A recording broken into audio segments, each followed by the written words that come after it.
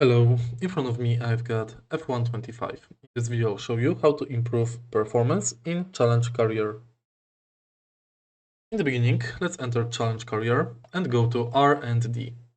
Here, you can manage your performance. You can improve aerodynamics, chassis, durability, and powertrain. Select what you want to improve.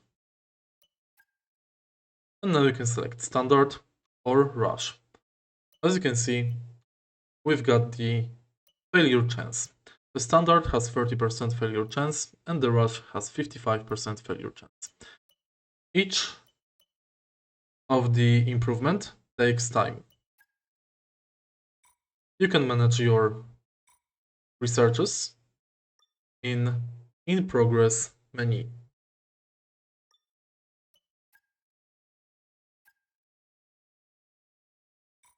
In order to improve your equipment, you need points. You can see current amount of your points in the top right corner. To gain points, win races. If you find this video helpful, please leave a like, comment, and subscribe.